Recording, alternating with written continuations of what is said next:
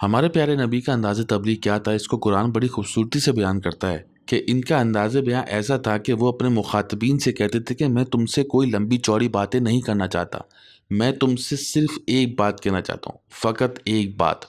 जाहिर सी बात है, ये कोई ऐसी ही बात होगी जिसमें इस्लाम की तालीमात सिमर सिमटा कर चंद लफ्ज़ों में आ जाए, यानी कि नफ्सियाती तौर पर हर इंसान तैयार हो जाएगा कि ये एक बात हम सुन लें।